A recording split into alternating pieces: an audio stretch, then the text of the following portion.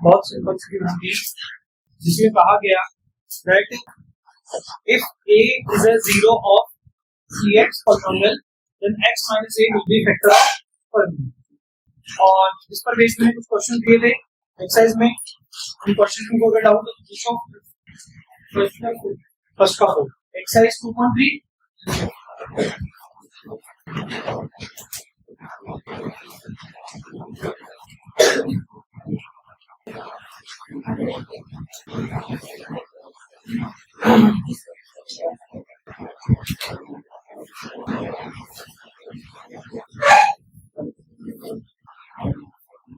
Exercise 2.3 first का हो.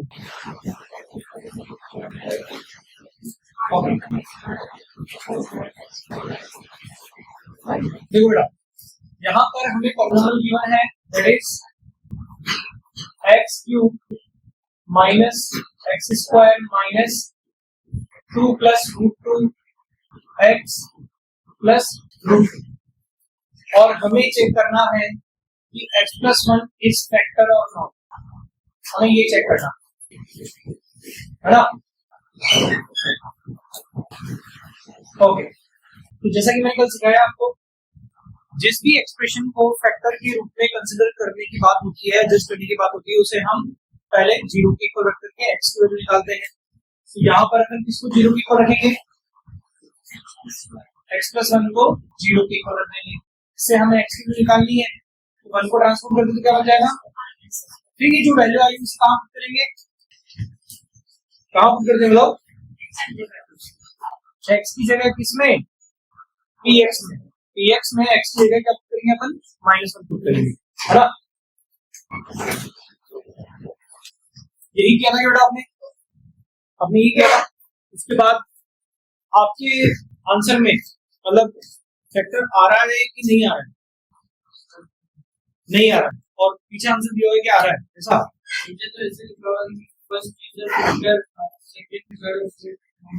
हाँ तो मतलब पीछे तो बोल रहा है कि फैक्टर नहीं है और आपकी केस में भी तो ऐसा लिखा हुआ है कि फैक्टर नहीं आ रहा है. चलो कोई बात नहीं.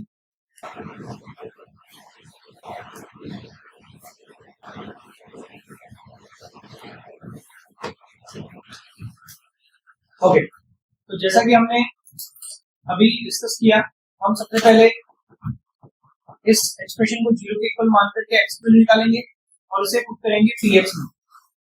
Late put in px. तो p -1 x की जगह -1 रख रहे हैं. यहाँ जहाँ भी x है वहां पर -1 लिखेंगे बेटा. -1 का क्यूब माइनस -1 का square -2 plus root 2x plus sorry x की जगह क्या रखेंगे? -1 और प्लस रूट 2. ठीक है. Tell me what is the cube of -1? -1. ये माइनस अपनी जगह -1 का स्क्वायर प्लस 1 और अब ये -1 इन दोनों से मल्टीप्लाई होगा. ये वाला माइनस लिख दिया, ये माइनस दोनों से मल्टीप्लाई करते हैं -2 माइनस रूट 2. क्या ऐसा लिखा मैंने, है ना. ये माइनस तो एज इट इज आ गया और इस -1 को अपन ने मल्टीप्लाई कर दिया इसके साथ और आगे क्या बचा अपने पास में प्लस रूट 2. नाउ -1 अब ये माइनस भी दोनों से मल्टीप्लाई होगा. क्या लिखेंगे? माइनस माइनस प्लस हो जाएगा प्लस 2 माइनस माइनस प्लस हो जाएगा प्लस रूट 2 और plus root 2. So here we can see कि -1 हो जाता है टोटल -2 और -2 प्लस 2 कितना होता है? 0. मतलब ये तीनों आपस में एक दूसरे को रिड्यूस कर देंगे मिल करके. तो अपने पास यहाँ क्या बचा बेटा? √2 प्लस रूट 2 और √2 प्लस रूट 2 किसके इक्वल होता है? 2√2 के. तो जब हमने x की वैल्यू -1 रखी तो हमारे पास आंसर आया 2√2. अब क्योंकि 0 नहीं आ रहा है ना, इसलिए हम ये कहेंगे कि x plus 1 is not a factor. अगर यहाँ 0 आ रहा होता तो हम कहते हैं कि x plus 1 is a factor. ये बात हमने कल सीखी, है ना. तो कैलकुलेशन से भी हमें डिक्लेयर कर रहे हैं कि x प्लस 1 फैक्टर नहीं है और पीछे आंसर जो है सॉल्यूशन की में वहां पर भी आंसर लिखा है कि it is not a factor. तो समझ गए? क्लियर हो गया अभी, है ना. और बताओ और कोई डाउट किसी क्वेश्चन में? इन एनी क्वेश्चन है? किसी क्वेश्चन में नहीं है? मतलब ये जो -20 बताया -4 -2 की रकम -1। देखो आप चाहो तो पहले इस माइनस से मल्टीप्लाई कर लो, फिर उससे मल्टीप्लाई करना, ये पहले इससे मल्टीप्लाई करो फिर इससे मल्टीप्लाई करना, है ना। ये जो एक्सप्रेशन है बेटा और ये अपन ये लिखा हुआ है, इसको अपन कई तरीके से सॉल्व कर सकते हैं। कैसे कैसे सॉल्व कर सकते हैं कि पहले इन दोनों को मल्टीप्लाई करना है ना, या फिर पहले इन दोनों को मल्टीप्लाई करना है, या फिर पहले इन दोनों को मल्टीप्लाई करना है। 3 तरीके से अपन इसका आंसर लिख सकते हैं स्टेप बाय स्टेप, ठीक है। अब तीनों तरीके वैलिड है और तीनों का आंसर सेम आएगा। तो मतलब इससे जल्दी के -1 से बिल्कुल, अगर वहां पर एक्सप्रेशन है इन दोनों के बीच में क्या ऑपरेशन हो रहा है, मल्टीप्लिकेशन को करना जरूरी है, बिल्कुल जरूरी है ना। चलिए और बताएं, और कोई डाउट? देखो ऐसे जैसे डाउट पूछ रहे ना, उनने पूछा पहले, अभी उन्होंने पूछा कैलकुलेशन रिलेटेड हो, क्वेश्चन में कुछ समझ नहीं आया हो, व्हाटएवर इट इज आपको पूछना है, बस इतनी सी बात ध्यान रखना। कैलकुलेशन से रिलेटेड कोई अगर डाउट हो, जैसे कि अर्जुन ने पूछा तो पूछोगे तो सीखोगे, है ना। तो पूछने में हेजिटेशन मत करो बिल्कुल, अभी पूछोगे तो सीख जाओ, आगे कभी गलती नहीं होगी। बताइए और कोई डाउट किसी को, किसी क्वेश्चन में है? नहीं है? ओके, तो कल हमने सीखा था that how to check that given expression is a factor of given polynomial or not, वो तरीका हम सीख चुके हैं। फैक्टर थ्योरम पर बेस्ड एक और क्वेश्चन पैटर्न ऑफ क्वेश्चन है, वो देख लेते हैं अपन अभी, है ना। आगे बढ़ूं मैं यहाँ पर, ध्यान दो। नाउ नेक्स्ट क्वेश्चन जो है बेटा वो है, अभी लिखना नहीं आपको, ध्यान दो यहाँ पर, if x minus 2 is a factor of x cube minus x square plus ax minus 7, then find k, ठीक है। ये नया पैटर्न ऑफ क्वेश्चन है जो कल तक डिस्कस नहीं हुआ, आज नए सिरे से हम देख रहे हैं, मैं समझाऊंगा आपको कैसे सॉल्व करना है। देखो इस क्वेश्चन को अगर हम पढ़े तो हमें यहाँ किसकी वैल्यू फाइंड करनी है बेटा, k की वैल्यू फाइंड करनी है। और हमें क्या इंफॉर्मेशन गिवन है, क्वेश्चन को पढ़ के देखो क्या इंफॉर्मेशन गिवन है अपने पास, कि x minus 2 इस पॉलिनोमियल का एक फैक्टर है। क्वेश्चन खुद बोल रहा है कि x minus 2 is a factor of this polynomial, है ना। तो मैं यहाँ पर लिख रहा हूँ given that x minus 2 is a factor of, इसको मैं px मान लो, है ना, नाम देता हूँ मैं अपनी तरफ से, px बोल दिया। तभी बेटा वो गेट बंद बोलो, बाहर वाला गेट बंद करके जाओ बाहर। तो px का एक फैक्टर क्या है, x minus 2। अब किसी भी एक्सप्रेशन को अपन दूसरे पॉलिनोमियल का, यानी किसी पॉलिनोमियल का फैक्टर कब कहते हैं, क्या कंडीशन होती है जब अपन उसको फैक्टर कहते हैं। तो हमने सीखा है कि x minus 2 अगर इसका एक फैक्टर है, सो 2 must be 0 of px। ये बात कल सीखी थी क्या हमने, याद है, मैंने कॉलम बनाया था, 0 फैक्टर 0 दे रहा था मैं आपको, तो आपने क्या बना दिए थे, फैक्टर बना दिए थे। फिर मैंने कई जगह आपको सिखाया कि फैक्टर गिवन हो तो जीरोस भी बना सकते हैं, तो याद करो उस पैटर्न को। अगर वहां पर x minus 2 फैक्टर था तो अपन जीरोस क्या बता रहे थे, 2 ही बता रहे थे, 2 भी इज 0, है ना। तो इसी रीजन से मैंने x minus 2 के फैक्टर होने पर क्या कह दिया, 2 must be 0 of this polynomial। अब मैं 2 को px का 0 कब डिक्लेयर कर सकता हूं, डिक्लेयर तो कर दिया है, लेकिन क्या कंडीशन होती है जब 2 को px का 0 माना जाता है, क्या कंडीशन होती है, जीरो टॉपिक पढ़ा ना आपने, हाँ बताओ दीक्षा।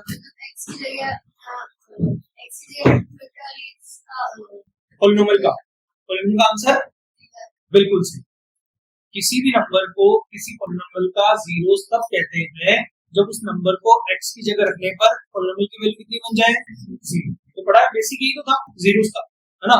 तो अगर मैं ये कह रहा हूँ कि 2 must be 0 of px, तो मैं ये भी कह सकता हूँ कि p2 must be equal to 0। बताओ ये बात समझ में आई क्या, ठीक है। बात क्या गिवन थी कि x minus 2 फैक्टर है, इससे एक बात हमने क्या निकाली कि 2 will be the 0 of this polynomial, और उससे एक बात हमने क्या निकाली कि p2 must be equal to 0। ये बात समझ में आई क्या, ये सीक्वेंस आपको समझना पड़ेगा, ये है ना, ये पैटर्न आपको समझना पड़ेगा। और p2 must be equal to 0 तो मैं x के लिए क्या पुट कर दूं बेटा, 2 पुट कर दो, तो 2 पुट करो, 2 cube minus 2 square plus k into 2 minus 7 equal to what 0। मैंने P2 की वैल्यू निकाल दी और इक्वल टू में 0 लिख दिया। बताओ यहाँ तक कोई डाउट है? P2 का मतलब ये हुआ ना, P2 का मतलब क्या हुआ कि Px में x के जगह क्या पुट कर देना चाहिए, 2 पुट कर देना चाहिए। ठीक है, ये पुट कर दिया। अब बताओ 2 क्यूब कितना हुआ, 8, 2 स्क्वायर कितना हुआ 4, k इंटू 2 कितना हुआ 2k माइनस 7 इक्वल टू 0। अब इसको सॉल्व करके अपने को किसकी वैल्यू निकालनी है बेटा, k की वैल्यू। बताओ यहाँ पर 8 minus 4 plus 2k minus 7 equal to 0, 4 minus 7 minus 3 equal to 0। अब k की वैल्यू निकालने के लिए इसको ट्रांसफर करें पहले, ठीक है, तो क्या लिखेंगे 2k इक्वल टू 3 प्लस का बन जाएगा ना, फिर बाद में इसको ट्रांसफर करेंगे तो k की वैल्यू क्या आ जाएगी 8/3। यही हमारा आंसर है। इस तरह से हम k की वैल्यू फाइंड आउट कर सकते हैं, है ना। तो एक बार वापस से देखो क्वेश्चन को सुनना। क्वेश्चन कह रहा है if x minus 2 is a factor of px then find the value of k। ठीक है, क्वेश्चन दे रहा है कि x माइनस 2 px का एक फैक्टर है और हमें k की वैल्यू फाइंड करने के लिए बोला है। तो ये दिया जाने पर कि x माइनस 2 एक फैक्टर है, मैं ये कह सकता हूँ कि 2 will be the zeros of px। ये बात मैंने आपको कल ही सिखा दी थी, जीरोस को फैक्टर में कन्वर्ट करना, फैक्टर को जीरोस में कन्वर्ट करना। अगर 2 को मैंने 0 बोल दिया है तो which means p2 must be equal to what 0। तो p2 must be equal to 0 को यूज करके मैंने इसकी वैल्यू निकाल ली k की। इस तरह से आपको भी सॉल्व करना, जो भी फैक्टर गिवन होगा उससे पहले आप क्या निकालोगे बेटा, क्या निकालोगे जीरोस निकालोगे, और उस जीरोस का यूज करके आप किसको निकालोगे k की। आर गेटिंग माय पॉइंट, है ना। तो क्वेश्चन लिखो ये वाला, एग्जांपल लिख लो, फिर हम क्वेश्चन करते हैं।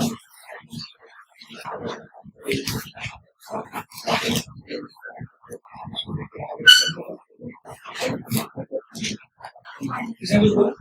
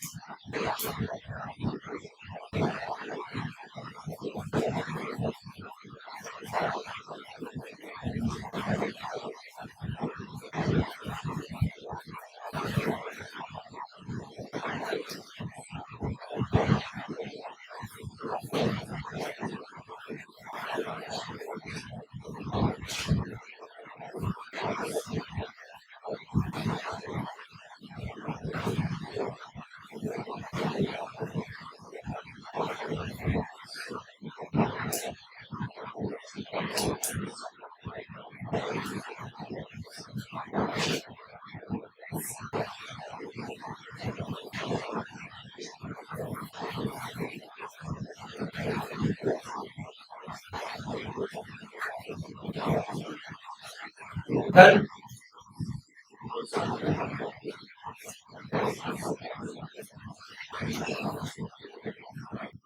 बहुत सिंपल पैटर्न है, आपको बस ध्यान देने की जरूरत है। अगर आपने अच्छे से फोकस किया होगा तो ये बहुत इजी सा प्रोसीजर है, उसको आपको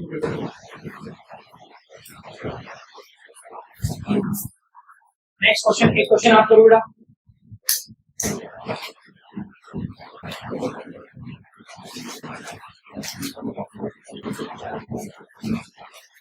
If x plus 1 is a factor of 7x cube minus 15x square plus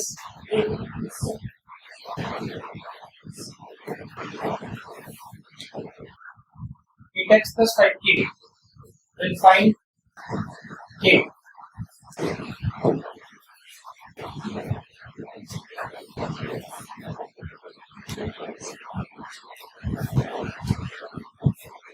This time x plus 1 को फैक्टर बताया जा रहा है। अगर x plus 1 फैक्टर है तो जीरोस क्या बनेगा? -1। जानते सभी?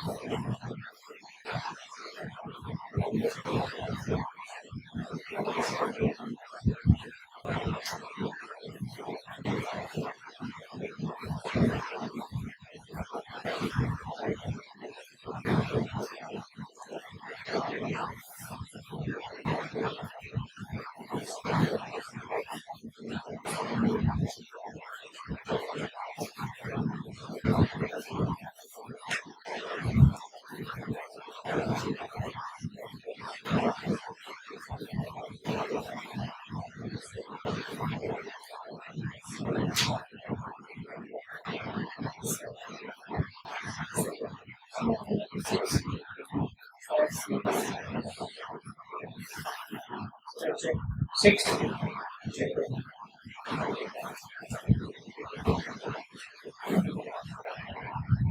कुछ स्टूडेंट्स ने आंसर दे दिया है, सभी को ट्राई करना है बेटा। It's a very simple question.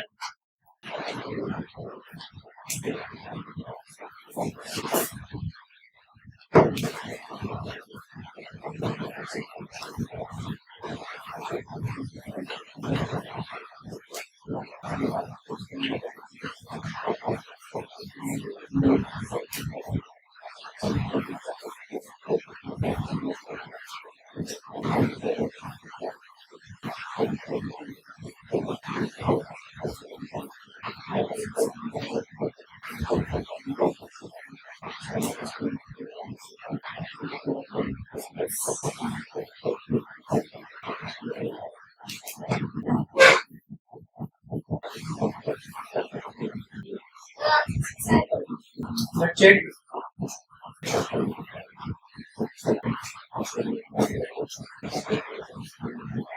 Yes, answer 6 आ रहा है। किसी का इससे आंसर डिफरेंट आ रहा है?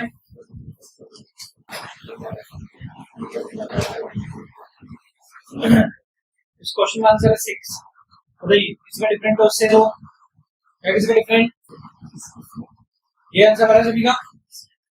तो this is the way by which we can find the value of k in this pattern of question. कर सकते हैं। ये क्वेश्चन आपके एक्सरसाइज का नेक्स्ट क्वेश्चन है ना, ये आपको बहुत अच्छे से आना चाहिए। क्लियर है? ओके, तो मैं यहाँ पर आपको एक बात लिखवाना चाहूंगा और आपके नोटिस में एक बात यहाँ पर जो रखनी है, जिसे आप हमेशा याद रखें। कल भी मैंने आपको ये बात कही थी, लिखाई शायद नहीं थी, कि x minus a is a factor of px। ठीक है, x equal to a is a zero of px और P of A equal to 0। ये जो तीन स्टेटमेंट है बेटा, इन तीनों स्टेटमेंट का एक ही मीनिंग है ना। कल भी मैंने कहा था कि ये जो तीन स्टेटमेंट है इन तीनों का एक ही मीनिंग है। एक भी स्टेटमेंट अगर हमारे सामने आता है तो बाकी दोनों स्टेटमेंट हमें अपने आप फॉलो कर लेने चाहिए। और हमने भी किया भी, अगर आपने ध्यान दिया होगा, हमें क्वेश्चन में ये गिवन था, उससे हमने ये लिखा और उसका यूज करके फिर हमने लिखा था। तो ये चीज हमें बहुत अच्छे से आनी चाहिए। तो आपको अगर लिखना हो तो आप लिख लो। ये तीनों स्टेटमेंट जो है हमेशा एक दूसरे को ही एक्सप्लेन करते हैं, है ना। ये तीनों स्टेटमेंट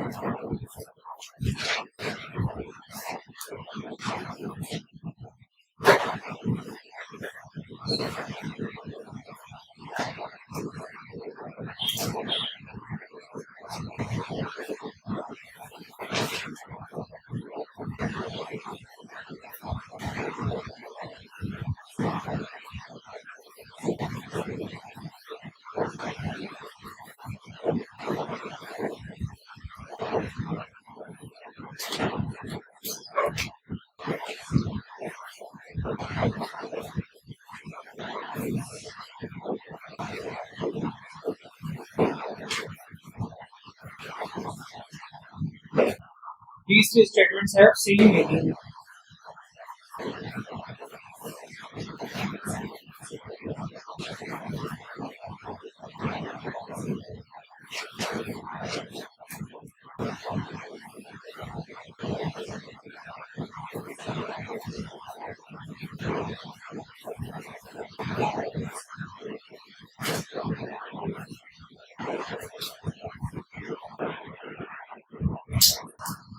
Yeah.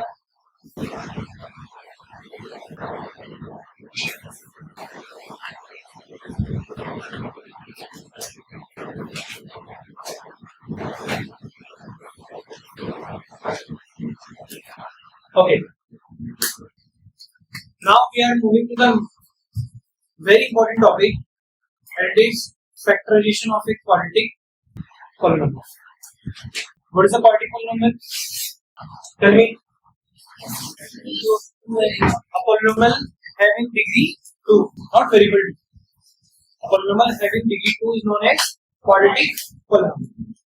और quadratic polynomial को हम कर रहे हैं इस बार फैक्टराइज, है ना। आप प्राइम फैक्टराइजेशन करते हो ना, करते हो नहीं करते हो? तो प्राइम फैक्टराइजेशन में क्या प्रोसेस होती है, या एट लास्ट आप क्या रिजल्ट दिखाते हो कि कोई भी गिवन नंबर को हम प्राइम नंबर्स के प्रोडक्ट की फॉर्म में कैसे लिख सकते हैं, ये तो आप शो करते हो। वैसे ही पॉलिनोमियल्स के भी फैक्टराइजेशन हो सकते हैं, है ना। बड़ी डिग्री वाली पॉलिनोमियल, जैसे 2 डिग्री वाली पॉलिनोमियल है, 3 है, 4 है, 5 है, बड़ी डिग्री वाली पॉलिनोमियल को हम स्मॉलर डिग्री की पॉलिनोमियल्स के प्रोडक्ट की फॉर्म में लिख सकते हैं, और इसी प्रोसेस को हम क्या कहते हैं, फैक्टराइजेशन। क्या कहते हैं, फैक्टराइजेशन। ठीक है, तो हम यहाँ सीख रहे हैं बेटा फैक्टराइजेशन ऑफ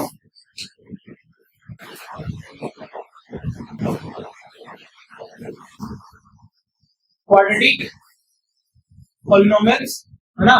और इसी से आप क्या सीख जाओगे, इसी से आप सीख जाओगे finding zeros of quadratic polynomial. एक बार आपने फैक्टराइजेशन सीख लिया, उसके बाद आपको जीरोस फाइंड करना बहुत इजीली आ जाएगा। मेन पोर्शन फैक्टराइजेशन ही है। जीरोस को फाइंड करने में जो प्रोसीजर है उसका मेन पार्ट जो है वो फैक्टराइजेशन ही है। एक बार फैक्टराइजेशन हो जाएगा ना, फिर तो जीरोस आपके लिए बहुत इजी सा स्टेप। तो आपको फोकस करना है कि फैक्टराइजेशन कैसे करना है, और ये जो चीज सिखा रहा हूँ ये न कि केवल इस साल के लिए, बल्कि नेक्स्ट ईयर चैप्टर 2 और चैप्टर 4, चैप्टर 2 क्लास 10 वालों का अगर कोई रिलेटिव हो, कोई जानकार हो आपके यहाँ पर, क्लास 10 वालों से पूछ लेना।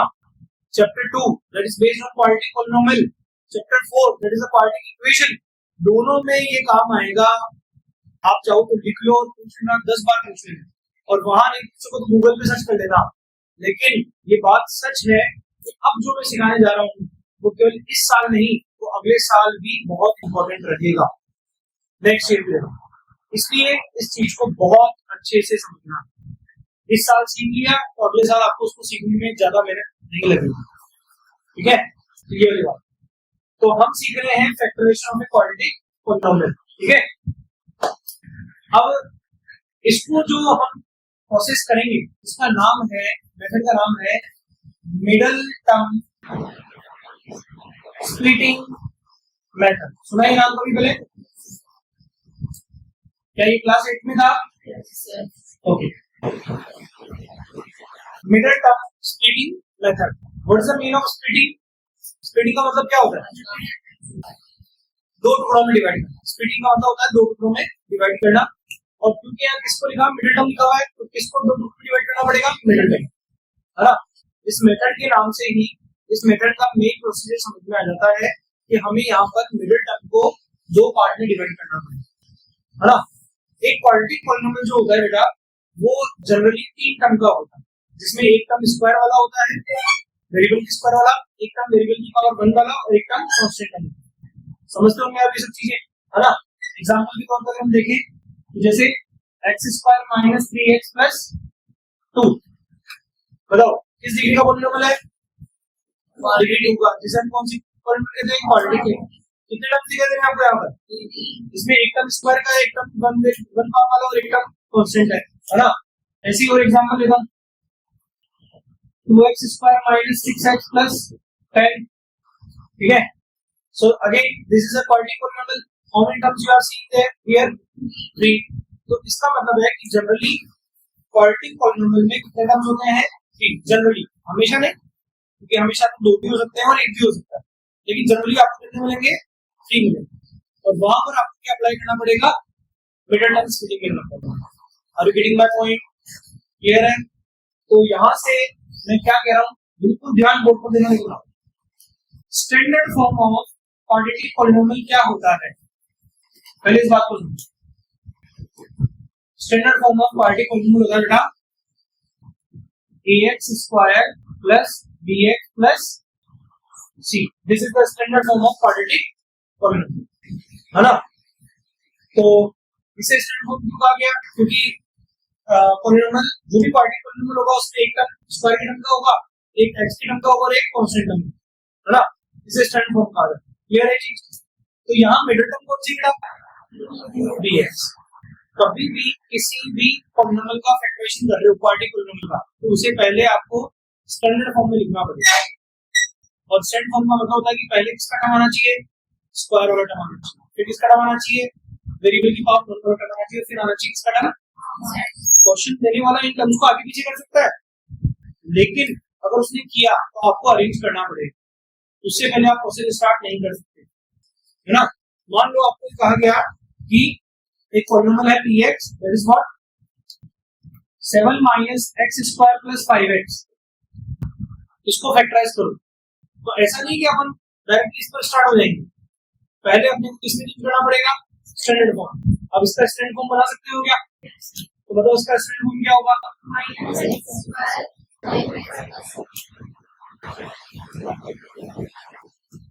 हाँ बताओ, सबसे पहले -x², फिर +5x, फिर इस तरह से आपको अगर क्वेश्चन स्टैंडर्ड फॉर्म में गिवन नहीं है तो पहले स्टैंडर्ड फॉर्म में चेंज करना पड़ेगा। After that you can start the procedure of what? Middle term splitting. मेरी बात समझ में आ रही है ना। अगर आपको लगे कि सर ये यहाँ पे लिखा होगा तो लिखवा दूंगा, है ना। फिलहाल मैं सोच रहा हूँ कि इसको आपको यहीं पर सिखा दिया जाए कि क्या स्टेप होती है ना। ठीक है, पहला पॉइंट समझ में आया। The first point is what? Convert the expression into standard form. ठीक है, अब आते हैं अपन दूसरे पोर्शन पर। उसके लिए आपको एक बहुत इंपॉर्टेंट स्टेप समझनी होगी। ये हमारे पास पॉलिनोमियल है, ठीक है। क्या ये स्टैंडर्ड फॉर्म में ऑलरेडी? ठीक। इसमें मिडिल टर्म क्या है अपने पास? -7। अब यहाँ से बात ध्यान से, सबकी नजर यहाँ पर उनकी बोर्ड पर। ये बहुत इंपॉर्टेंट प्रोसीजर है जिसको आपको समझना है।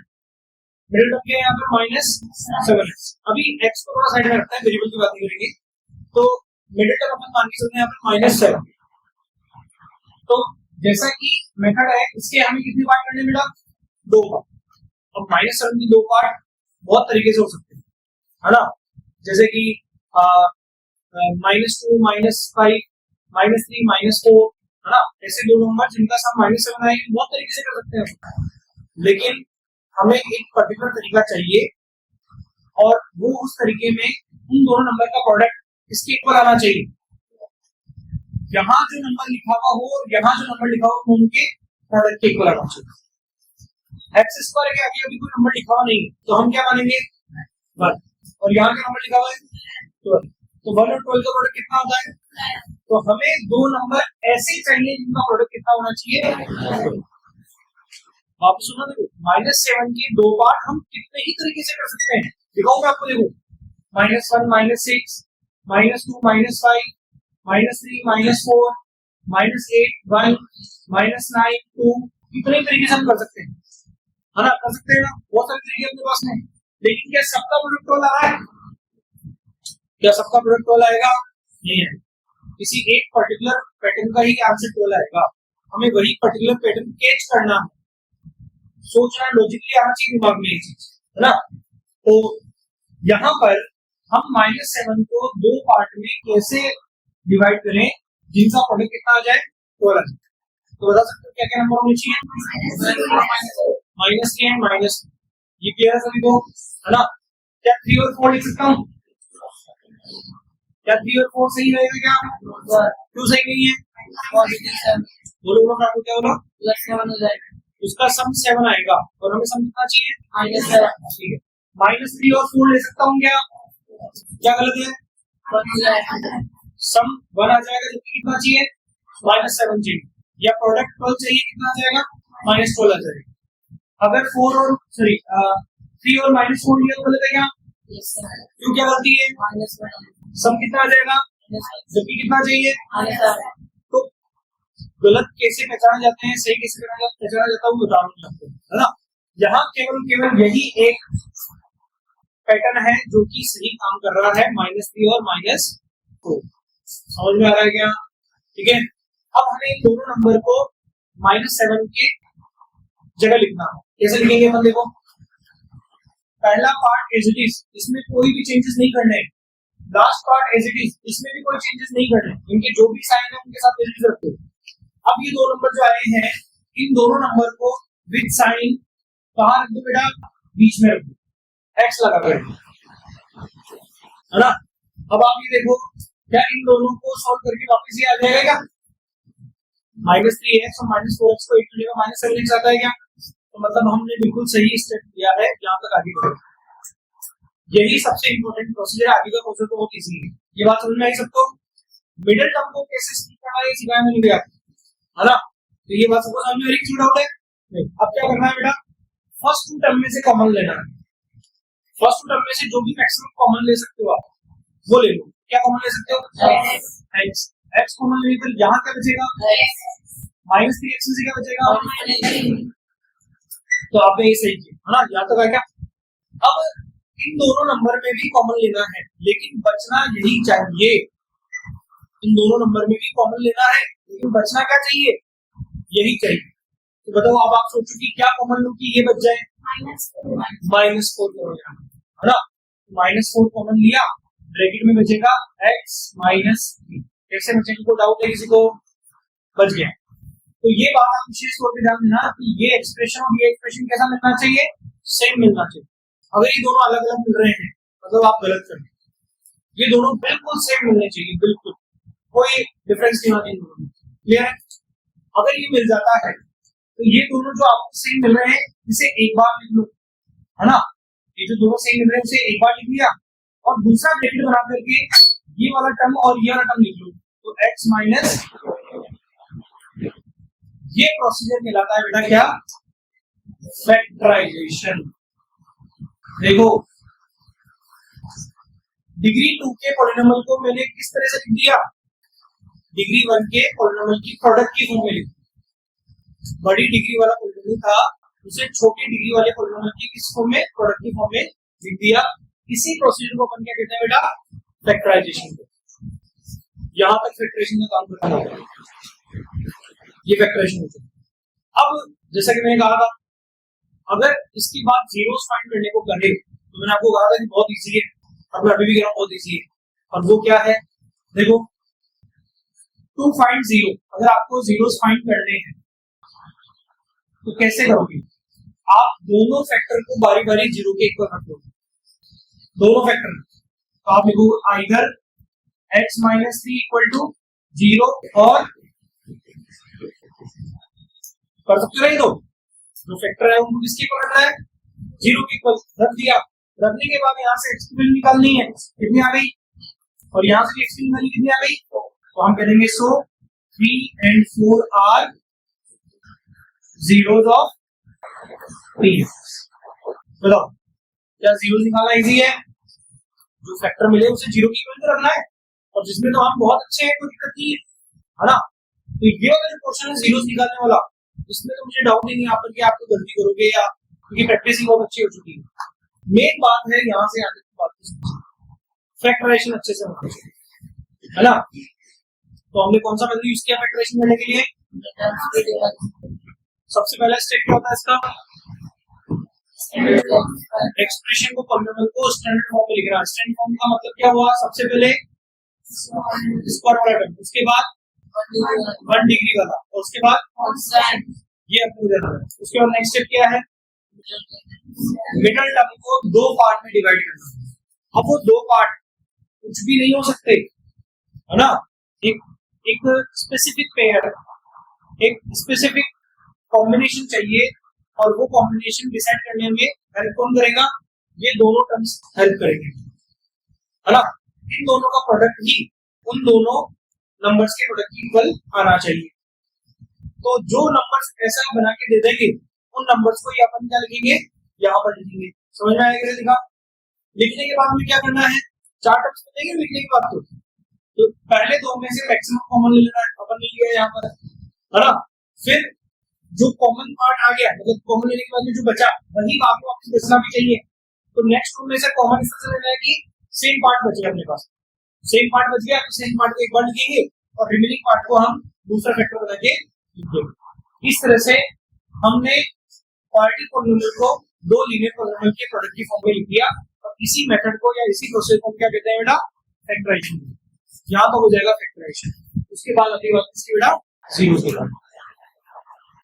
और वीडियो में पॉइंट बहुत इंपॉर्टेंट है। दो क्वेश्चन और करते हैं, थोड़ा कॉन्फिडेंस आएगा, है ना। इस वे में किसको डाउट अभी तक नहीं ना? चलिए हाँ बेटा। स्टार्टिंग के सेकंड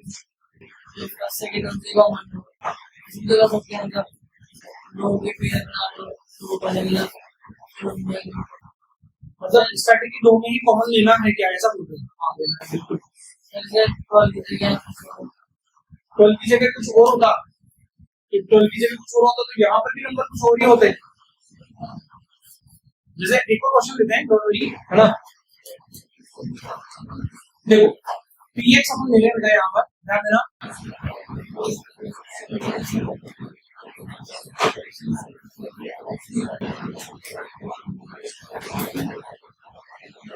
चलिए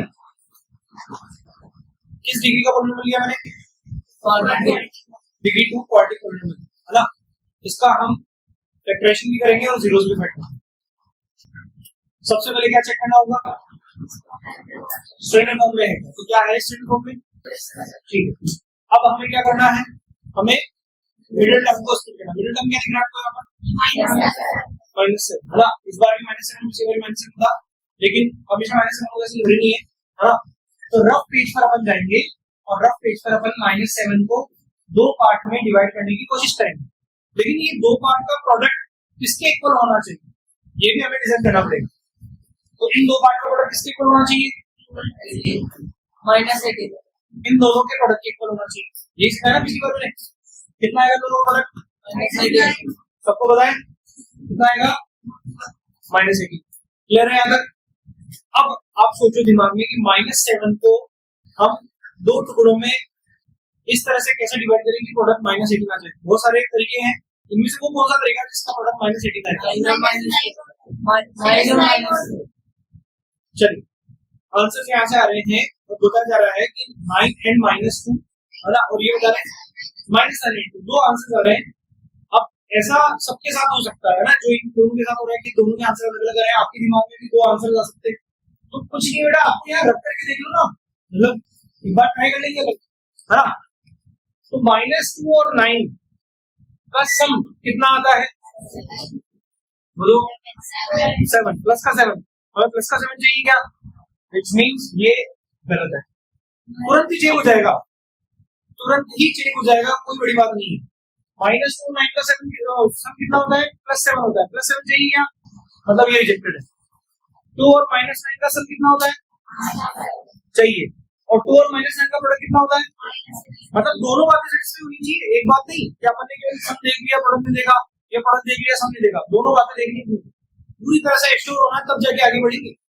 तो दोनों को फुलफिल कर रहा है कि दो नंबर फुलफिल कर रहे हैं, तो हमारे पास अब आगे बढ़ने का चांस मिल गया। आगे क्या लिखा बेटा? देखो पहला number as it is, last number as it is, 20 वाले के दो पार्ट बनाने हैं, वो दो पार्ट क्या बनेंगे? इसके साथ में कैसा सिंबल, इसके साइन क्या है? प्लस का, तो लिख देंगे प्लस का, और उसका साइन क्या है? -9, ये लिख दिया। कोई पूछे कि सर मैं पहले -9x लिख सकता हूँ और बाद में 2x लिख सकता हूँ, तो हाँ लिख सकते हो, कोई दिक्कत नहीं, ऐसा कोई जरूरी नहीं कि यहाँ पहले जो आ रहा है उसे पहले लिखो, आप 2 को लिख दो, -9 को पहले लिख दो, कोई इशू नहीं है ना, ये लिख दिया। यहाँ तक डाउट है किसी को? बताओ फटाफट, किसी को डाउट है क्या? नहीं। अब क्या करना होता है? फर्स्ट 2 पार्ट में से मैक्सिमम कॉमन लेना, जो कि मैक्सिमम पॉसिबल कॉमन दिख रहा है। क्या कॉमन दिख रहा है? मैक्सिमम पॉसिबल 2x कॉमन दिख रहा है, 2x कॉमन दिख रहा है, तो यहाँ से क्या बचेगा? फिर 1। यहाँ बताओ क्या कॉमन ले कि x + 1 बचे? -9 x + 1 बच जाएगा, ठीक है। क्या सेम पार्ट बच रहे दोनों तरफ? मतलब हम आगे बढ़ सकते हैं, तो जो सेम पार्ट बच रहा है उससे एक बार निकलो और बाकी बचे हुए से दूसरा पार्ट लिखो, क्या बनेगा? समझ में आया क्या? तो डाउट यहाँ तक, यहां से यहां तक पहुंच गए, इसका मतलब हमने क्या कर दिया? फैक्टराइजेशन तो कर दिया, मेन पार्ट जो था वो तो हमने कर दिया। अब आगे बात है कि अगर जीरोस फाइंड करने हैं तो जीरोस फाइंड करने के लिए क्या करेंगे? हम कहेंगे आइदर, बोलो क्या करना चाहिए? x + 1 = 0 और इक्वल टू 0। यहां से x की वैल्यू क्या आएगी? x = -1 और 2x = 9 है ना, तो x = बताओ जीरोस क्या क्या बनेंगे? -1 और, अब मान लो कि अपने को चेक करना है कि वाकई सही जीरोस है कि नहीं, तो कैसे चेक करेंगे? x की जगह पुट करके चेक कर सकते हैं, हालांकि कह नहीं रहा है लेकिन बता रहा हूं मैं कि चेक कर सकते हैं। तो इस तरह से हम किसी भी क्वाड्रेटिक पॉलिनोमियल का फैक्टराइजेशन करके जीरोस फाइंड आउट कर सकते हैं। बात समझ में आई क्या? ठीक है, एक और क्वेश्चन करें, ठीक है, एक लास्ट क्वेश्चन और करते हैं समझने के लिए। ठीक है, देखो मैं वैसे चाह रहा था कि क्वेश्चन आपसे ही लूं, लेकिन क्या है कि सभी क्वाड्रेटिक पॉलिनोमियल के जीरोस फाइंड करना पॉसिबल होता नहीं है, इसलिए मैं अभी आपसे एक्सपेक्ट नहीं करता कि आप एक सही क्वेश्चन बना के मुझे दे दो, है ना। बाकी मेरी इच्छा थी कि मैं क्वेश्चन आपसे लेता कि इसका अपन फैक्टराइजेशन करें, लेकिन हर क्वाड्रेटिक पॉलिनोमियल का फैक्टराइजेशन नहीं हो सकता। ऐसा नहीं हो बाद में कभी आप एक साथ बैठो कि भाई मैं चलो तुम्हारा एक क्वेश्चन देता हूं फैक्टराइजेशन करके बताओ, उसका फैक्टराइजेशन होता ही नहीं बोले और आप उसको लेकर के परेशान होते रहो, ऐसा नहीं होना चाहिए। तो दैट्स व्हाई मुझे क्वेश्चन बहुत सोच समझ के बनाने पड़ेंगे। चलिए मैं यहाँ रखता हूँ -3x²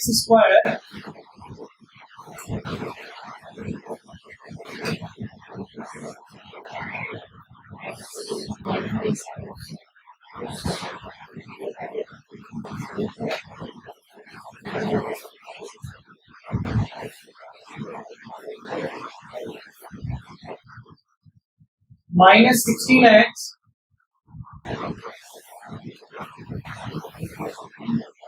-5, ठीक है, ये क्वेश्चन है। तो इसको हमें फैक्टराइज करके जीरोस फाइंड करने है ना। चलिए सबसे पहले क्या देखना है? स्टैंडर्ड फॉर्म है अपने पास, तो चेंजेस करने की जरूरत नहीं। अब क्या करना है उसके बाद? मिडिल टर्म को समझना। मिडिल टर्म क्या है यहाँ पर? -16 के कितने पार्ट करने हैं? 2, कि उनका प्रोडक्ट किसके इक्वल हो जाए? बताओ plus 3. इसके इक्वल हो जाए, सबको समझ में आ रहा है ना? अरे श्योर, पक्की बात। चलिए अब आपको दिमाग लगाना पड़ेगा। ऐसे दो नंबर चाहिए जिनका सम तो आए -16 और प्रोडक्ट आए +15। सोच के देखो, बिल्कुल सही। पहली बार में आंसर दे दिया -15 -1। अब इन्होंने जो आंसर दिया है या हमारे दिमाग में भी आंसर आएगा तो क्रॉस चेक तो करना बनता है। क्रॉस चेक कैसे करेंगे? इन दोनों का एडिशन कितना आता है वही चाहिए क्या? इन दोनों का प्रोडक्ट कितना आता है? +15 वही चाहिए क्या? बात समझ में आई? तो मतलब ये दोनों बिल्कुल सही है ना? और इनके अलावा और कोई पॉसिबल हो भी नहीं पाएगा। ठीक है, यही एकमात्र पेयर है जो कि यहाँ काम करेगा। इसके अलावा कोई भी पेयर, कोई भी कॉम्बिनेशन काम नहीं करेगा, कितना ही ट्राई करते हैं। तो अब अपन क्या लिखेंगे? -3x² पहला टर्म एज इट इज और लास्ट टर्म भी एज इट इज। बीच में ये दो टर्म लेने, तो क्या लिखूं? और -1x को x लिख सकते हैं क्या? या 1x लिखना पड़ेगा? -x लिख सकता हूँ, है ना? यहां तक कोई डाउट किसी को? आगे ना। अब क्या करना पड़ता है? फर्स्ट टू पार्ट में से कॉमन लेना पड़ता है। तो फर्स्ट टू पार्ट में से क्या कॉमन ले सकते हैं? मैक्सिमम -3x कॉमन ले सकते हैं क्या? अरे श्योर, -3x ब्रैकेट में क्या बचेगा? x प्लस ये x -5। पक्का श्योर हो, है ना? ठीक है, अब इसमें से क्या कॉमन लेंगे? यही बचा माइनस हाँ, माइनस कॉमन ले सकते हैं, -1 या -2 ऐसा कुछ बोलना पड़ेगा। कोई नंबर तो नहीं, तो -1 है ना? -1 कॉमन लेने पर क्या बचेगा? Are you sure? x plus 1। अब क्या ये दोनों सेम आ रहे हैं? तो इनको एक बार लिखेंगे अपन, फिर बाद में नेक्स्ट पेयर क्या बनेगा? नेक्स्ट ग्रुप क्या बनेगा? -3x -1 बनेगा। आगे ना पक्का? तो ये तो हमने कर दिया क्या? फैक्टराइजेशन। अब क्या करना है अपने को? जीरोस फाइंड करने के लिए क्या करेंगे? आइदर x + 5 इक्वल टू, यही करते हैं बेटा, आप भूल ही रहे हो, और -3x -1 इक्वल टू 0। तो x इक्वल टू व्हाट? और यहाँ से x की वैल्यू क्या आ जाएगी? -1/3 आ जाएगी। चेक कर लेना, पता है ना? यहाँ से x की वैल्यू आ जाएगी -1/3। इसका मतलब इसके जीरोस क्या क्या हो गए? -5 and -1/3 are zeros of this. इस तरह से किसी भी क्वाड्रेटिक पॉलिनोमियल, मतलब जो भी हमारे एबिलिटी में आते हैं, क्वाड्रेटिक पॉलिनोमियल का हम फैक्टराइजेशन करके जीरोस फाइंड आउट कर सकते हैं। क्वेश्चन केवल फैक्टराइजेशन करने के लिए आ सकता है। अगर केवल फैक्टराइजेशन करने के लिए आ रहा है तो यहीं तक आंसर छोड़ देंगे, और अगर क्वेश्चन जीरोस फाइंड करने के लिए आ रहा है तो पहले ये पूरा प्रोसीजर करना पड़ेगा। बात समझ में आई क्या? तो एक ही मेथड में या एक ही अपन ने जो लर्निंग ली है, इस लर्निंग में हमने दो तरह के क्वेश्चंस के आंसर देना सीख लिए। पहला डूइंग द फैक्टराइजेशन और second one finding the zeros. दोनों के लिए अपन ने सीखा। क्लियर है चीज, है ना? बहुत इंपॉर्टेंट टॉपिक है ये, आपको 10th क्लास में भी काम आएगा, इसीलिए बहुत स्पेशली फोकस करके डिटेल में आपको चीजें समझाएंगे। ठीक है, तो आपको बहुत अच्छी प्रैक्टिस करनी होगी ताकि आप कभी कोई प्रॉब्लम फील ना करें। क्लियर है चीज? चलिए हेडिंग लिखें अब आप।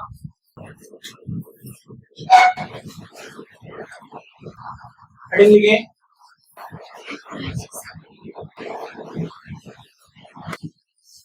Quadratic polynomial,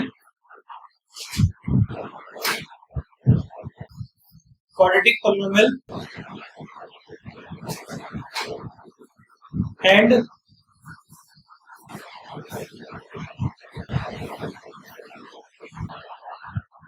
its zeros.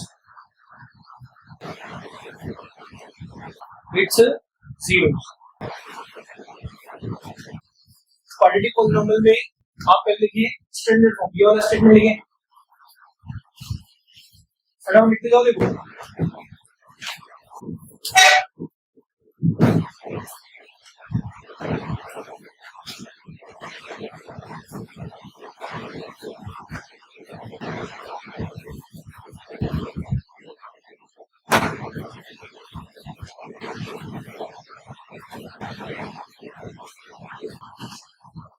देखिए और मुझे बताओ कि एक क्वाड्रेटिक पॉलिनोमियल के लिए मैक्सिमम नंबर ऑफ जीरोस कितने हो सकते हैं?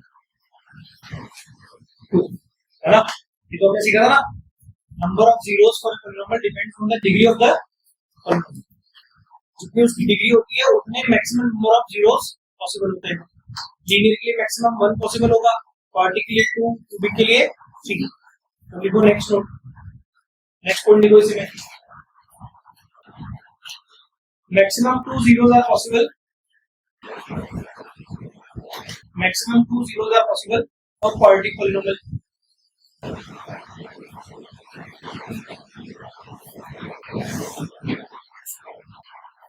Maximum 2 zeros are possible for quadratic polynomial.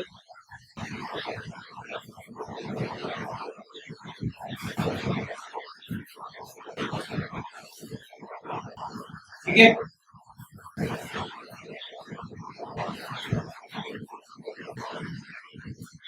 अब नेक्स्ट लिखो आप point.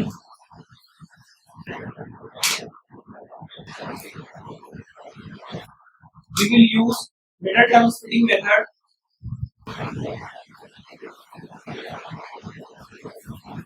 We will use middle term splitting method.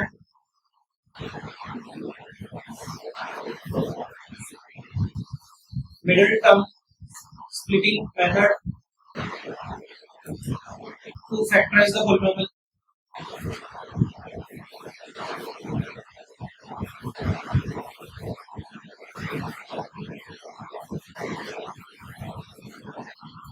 To factorize the polynomial. Clear? चलिए अब हम एग्जाम्पल से सीखेंगे चीजें, वन बाय वन एग्जाम्पल होते जाते हैं। लिखो पहला एग्जाम्पल लिखो।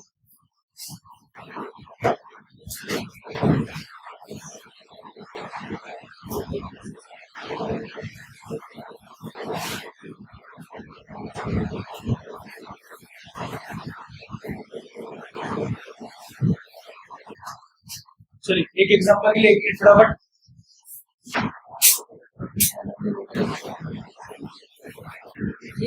हाँ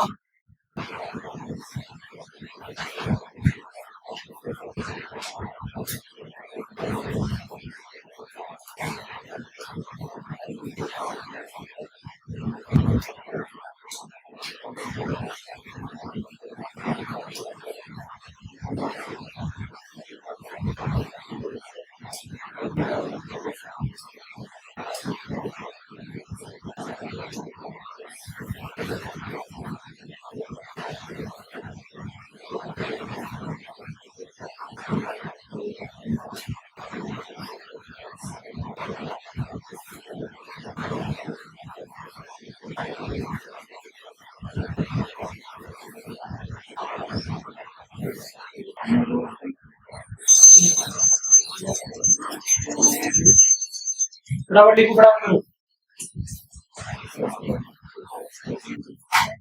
अब इसके अलावा टाइप लिखूंगा, जीरोस भी लिखेंगे ना।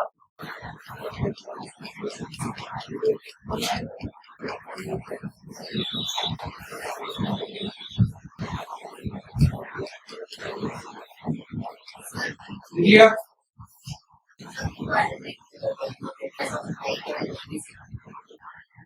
दोनों जीरो जब सेम आ जाते हैं तो बोलते हैं कि एक ही जीरो आता है। मतलब दोनों जीरो जब सेम आ गए फिर वो बोलते हैं कि एक ही जीरो आता है। क्वांटिटी तो दो है लेकिन दोनों सेम है तो उसको एक बोल दिया है ना। क्लियर है? नेक्स्ट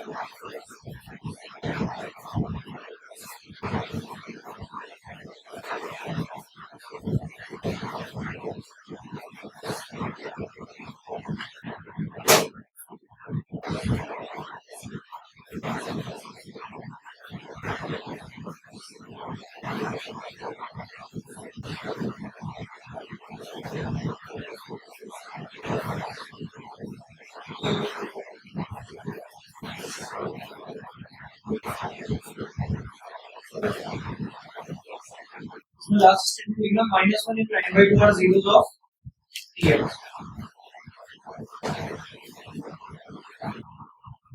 फाइनल स्टेटमेंट भी लिखना है ना,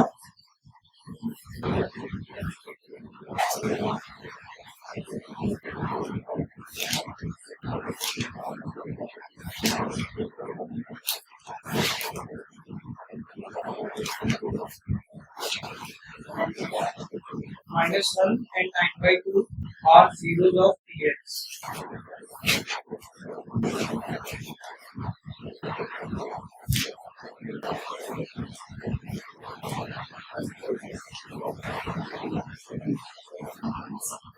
लिख लिया, आगे बढ़े।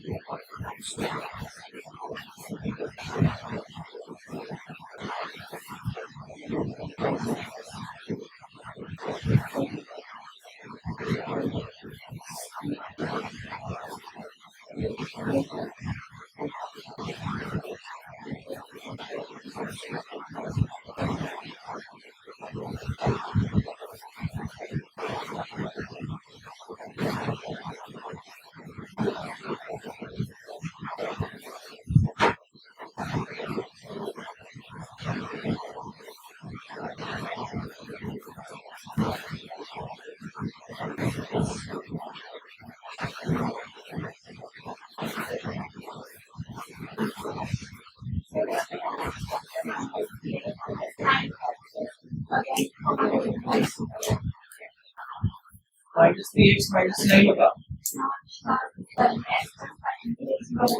नहीं कॉमन नहीं है तो उसमें मतलब सी को अपन 0 की गुणक का मतलब कॉमन नहीं होती।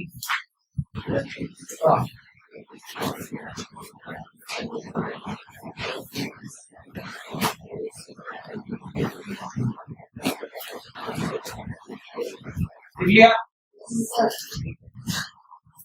लिख लिया।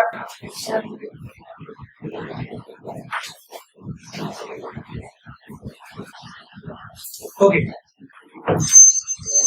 ध्यान दो, एक क्वेश्चन मुझसे पूछा गया अभी, आपको बताऊं, मान लो किसी पॉलिनोमियल का फैक्टराइजेशन करने पर हमें मिलता है कि,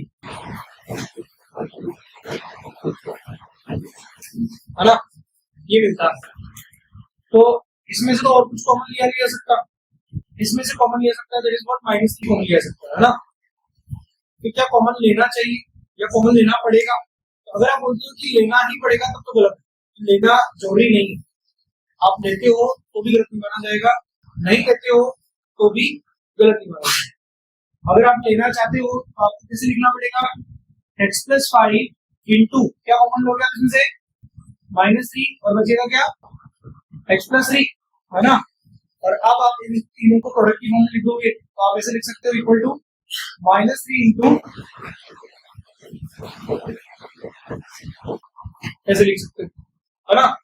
तो अगर आप ये बोलते हो कि सर लेना ही पड़ेगा तो ये कहूंगा कि नहीं, ऐसा कोई जरूरी नहीं। आप इससे जो जीरो निकालोगे वही जीरोस कॉमन लेने के बाद भी वही बनेगा, चेंजेस नहीं है। यहाँ से अगर आप जीरो निकालोगे बेटा तो -3 आएगा और इससे भी जीरोस क्या आएगा, -3 आएगा। तो कॉमन लेने से जीरोस का कोई इफेक्ट नहीं, तो कॉमन लेना जरूरी नहीं। एक बार तो कॉमन ले लिया आपने, उसके बाद अगर फैक्टर के अंदर फिर से कॉमन लेने की बात आ रही है तो वहां जरूरी नहीं। ये बता क्लियर है चीज, सबको समझ में आया? तो आज हमने बहुत इंपॉर्टेंट टॉपिक समझा है बेटा, है ना। बार बार बोल रहा हूँ, और वो मैं इंपॉर्टेंट इसलिए बोल रहा हूँ क्योंकि केवल 9th क्लास के लिए नहीं, क्लास 10 के लिए भी इंपॉर्टेंट है, ठीक है। और मैं चाहता हूँ कि उस क्लास 10 का जो भी क्वेश्चन था, जो भी क्वेश्चन बनेगा आपके लिए, उसे आप क्लास 9 में ही कवर कर लो तो बहुत अच्छी बात है। आप एक स्टेप आगे रहोगे, आप कंफर्टेबल जोन में रहोगे क्लास 10 के लिए। तो मैंने आपको आज जो सिखाया है that is what, doing the factorisation of quadratic polynomial and finding the zeros of quadratic polynomial by using the middle term splitting method. और इस पर हमने कुछ एग्जांपल्स किए हैं, और मैंने अपनी पूरे एफर्ट के साथ में आपको समझाया कि किस तरह से हमें ये प्रोसेस करना होता है। आपने जो भी है प्रोसेस को समझा है, जो भी आपने डाउट पूछे मैंने आपको क्लियर किए। अब एट लास्ट आपको इस पर कुछ क्वेश्चंस करने होंगे, so I am giving you homework about it. आपको एक्सरसाइज 2.3 में क्वेश्चन नंबर 3 और क्वेश्चन नंबर 4 ये दोनों क्वेश्चंस कंप्लीट करने हैं, ठीक है। और मैं बता दूं कि कल जो हमारा सेशन होगा बड़ा क्यूबिक पॉलिनोमियल को लेकर के, इसमें भी ये काम आएगा, इसलिए आपको जो है क्या करना है, इसको बहुत अच्छे से सीखना, ठीक है ना।